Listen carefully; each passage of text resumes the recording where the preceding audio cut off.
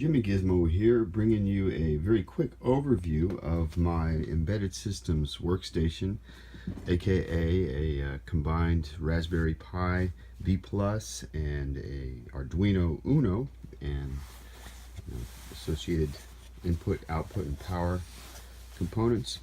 And this is really just an experimental workstation where I can work on a number of different projects, trying out different electronics, power and wiring, and of course software. And we're talking specifically about C++ on the Arduino, and any language really on the Raspberry Pi.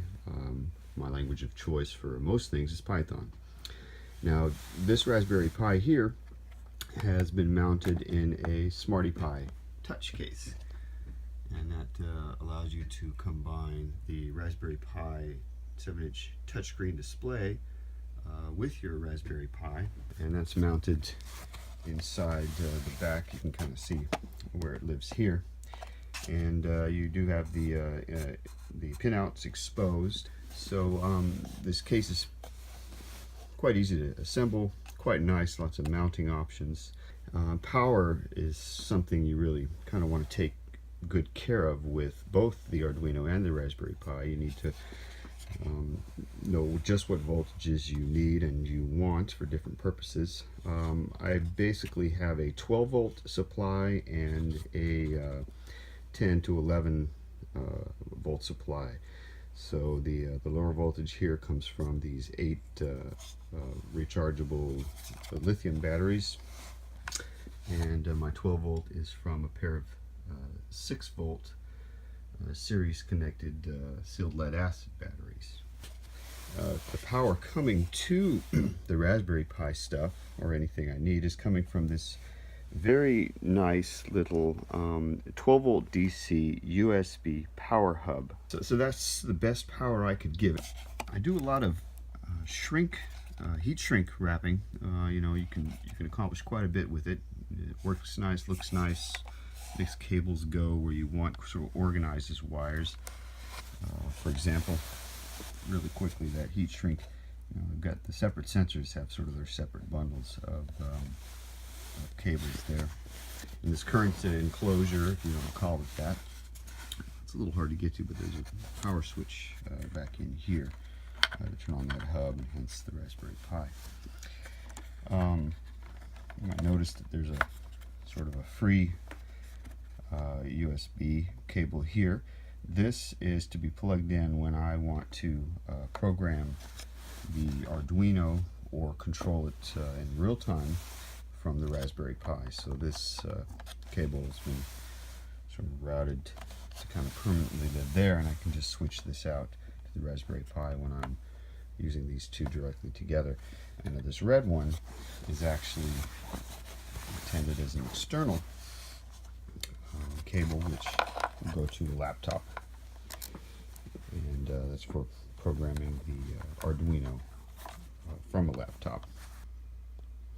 The 10,000 ohm potentiometer is attached to an analog pin, and it's using the 5 volts of the onboard voltage regulator from the Arduino, and that's its reference, ground and 5 volts, and the analog to digital converter in the Arduino will convert 0 to 5 volts to 0 to 1024.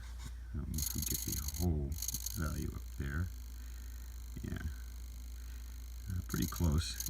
There's a little bit of fudge room always with the potentiometers and the voltages and the servos, so that's another reason to have some software to kind of smooth out those fuzzy areas. And the operation of a servo is similar in that the servo is running off of a digital pin, and we are sending it a value between 0 and 180.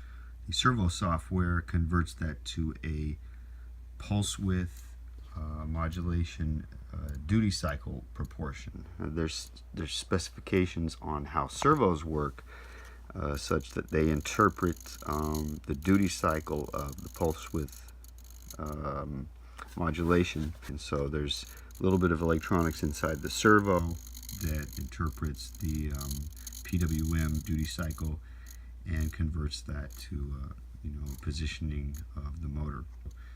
So let's just go ahead and, so that was just like, when your newer car starts up, the dials do a little self-test and a little show for you. So that's kind of what that's doing. So 510 is about halfway in terms of numbers, and let's see, we got it pretty vertical. Yeah, so the knob's pretty close to 90 degrees, and the pointer is pretty close to 90 degrees. So in terms of code, to sort of improve this, I think what I'd be doing is setting some limits so that what I'd like to do is draw a background here so I can physically know exactly what 180 degrees is and the 90 degree point, and do the same over here. And that way, in my code, I can decide what the control limits are. Maybe my potentiometer is really good, except right at the limits. I don't know that, but that would be something you'd find in the physical world. And so I could address that with a little bit of code. And then, we can see that the servo goes beyond 180 degrees. And I could allow that, or set limits right there. It gets chattery down here. So we'd be setting our limits inside of the sort of chatter zone. You can hear that. And if we look at the potentiometer, and the so 512, what is it? 512 is half of 1024. You see the sort of limits of the accuracy here. There's quite a bit of accuracy. It's very impressive, actually, the amount of accuracy you get. So out of the 1024 possible positions that we're able to grab out of the 0 to 5 volts from the potentiometer, I'd say with my fingers and a very light touch, I can hit about half of those. So most of the time you'll skip 1 or 2 numbers, and you actually have that amount of control, and it's actually stable. So I think that's very impressive for such affordable components. Got a very nice little knob on here. It's actually a nice potentiometer, very smooth, feels nice to the touch. So those are some of the areas of interest I have in working with digital controls and electrical actuators of all different types.